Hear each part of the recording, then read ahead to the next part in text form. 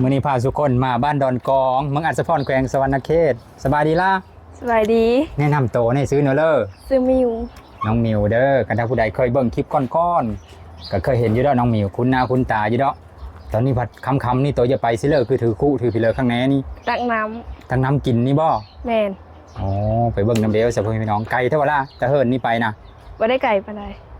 ป้าไปเบิ่งจ้ะอย่ามันคำเส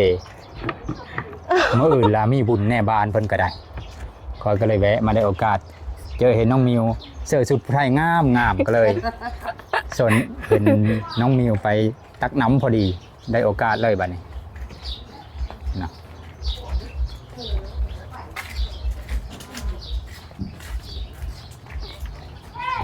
เดี๋ยว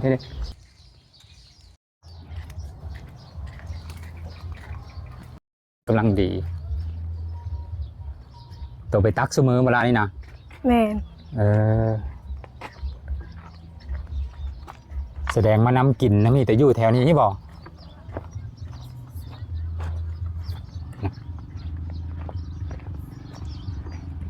แต่ละมือตัวเฮ็ดภาษาแต่ละมือนะ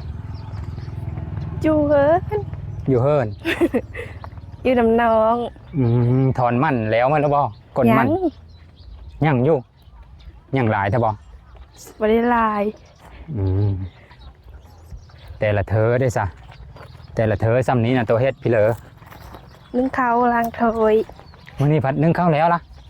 มื้อนี้บ่ได้นึ่งอ๋อผู้เหลอนึ่งมื้อนี้มันข้าวเย็นกินข้าวเย็นอ๋อข้าวเย็นเหลือหลายแล้วก็เฮากินข้าวเย็นก็ได้เนาะแม่น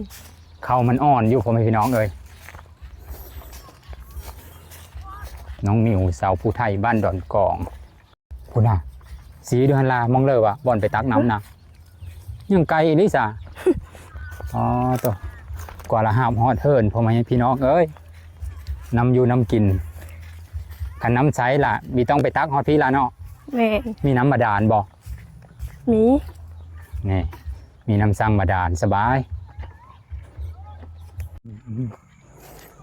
แสงมันพอดีครับเอ้าสาวนะไปเสื้อแล้วสาวนะจ๊ะจักละเมอแล้วบ่จักไปสร้างตัวใดสงสัยละเมอแล้วจ๊ะคือบ่เห็นแล้วบ่มาสร้างนี้เนาะบ่มาฮอนน้ำสร้างแล้วพ่อแม่พี่น้องโอ้เลิกเติมน้ำสร้างโอ้ใส่ติ้งลิงอยู่ แสดงว่ามัดบ้านนะกินนี่บ่ล่ะเดี๋ยวกินน้ำนี่ส่วนลายกะซื้อกินเขาซื้อกินก็มีแล้วเพราะว่ามองนี่ไปหาเมืองนะประมาณ17กิโลพ่อแม่พี่น้องเอ้ยคือว่าเคยวัดตามอันเข็มรถจักรมอเตอร์ไซค์นะเข็มวัดกิโลคือว่า17นี่ละกันจำไม่ผิดเลย15หรือ17นี่ละมองนั้นก็เป็นมองออกกำลังกายของเด็กน้อยของวัยรุ่นเขาแต่ละมือก็แบบนั้นแหละทรงเสาๆกลายเวลาเขามาตักนี่นะทรงเลื่อลายทรงคำมันนี่บ่หรือทรงเสาครับเขามาแต่ให้แต่หน้าละลายเนาะแมน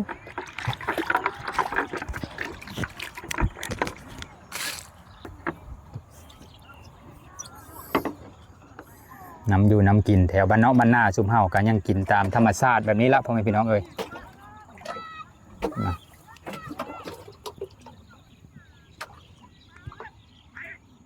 มดบานนี่มีเท่าน้ำสร้างนี่น้ำสร้างเดียวบ่หรือว่ามีหลายบ่อนอยู่มี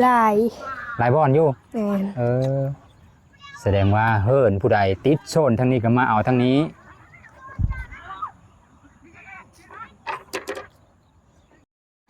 เริ่มเฮาคิวแล้วบัดนี้ถ้ามีผู้อื่นมากอ่ะเขาก็เริ่มเฮาคิวมันตักแซวอยู่นี่แล้วนี่น้องมิวก็เมื่อแล้วบัดนี้วิถีชีวิตสาวผู้ไทยบ้านเนาะบ้านหน้าซุ่มเฮาก็แบบนี้แล้วพ่อแม่พี่น้องเอ้ยสงคำกับมีค่อยว่างคือค่อยเคยเว้าสู่ฟังหั่นละมีเฮ็ดแนวนึงกับแนวนึงมีตักน้ำขันเขาบ่ตักน้ำเขาก็นึ่งข้าวหรือว่าเฮ็ดกินซอยพอซอยแม่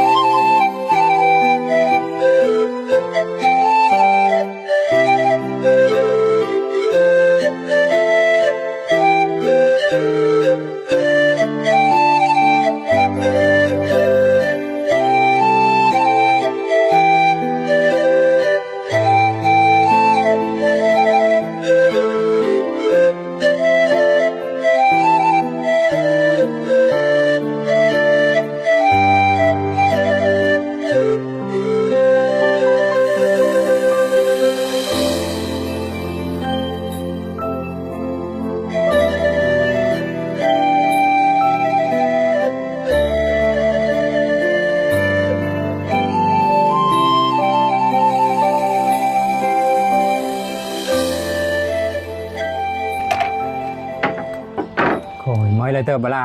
เมื่อย ประมาณจัก500 เมตรเอ้ย300 เมตรนี่ละนี่ฮอนต่อ500 เมตรพอพี่น้องเอ้ยแต่ปกติกะสาวผู้ไทยเฮาก็เฮ็ดอันนี้อยู่แล้วเนาะคันถ้าผู้เลิกเคยหาบนี่บ้องบ้าได้แล้วก็น้ำกะละเฮอีกอันนี้น้ำบิเฮอีกแสดงว่าแอวอ่อนโอเค ผู้หญิงหาบละแอวอ่อนมันล่ะน้ำบิเฮคันถ้าผู้ชายหาบผู้เลิกเคยหาบแล้วน้ำเฮมาเด้เห็นเคยหาบแต่เก่านะบัดมาเสร็จน้ำจนอยู่ครึ่งมันเฮนำทาง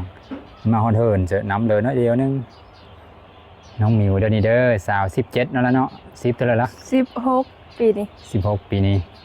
ตอนนี้แสงมันอยากหมดแล้ว6 โมงกว่าแล้วพ่อพี่น้องเอ้ยเอาเป็นว่าคอยกับน้องมิวก็สิได้แยกย้ายกันเดี๋ยวเทื่อหน้าพอดีไหมนั่นล่ะเนาะโอเคบาย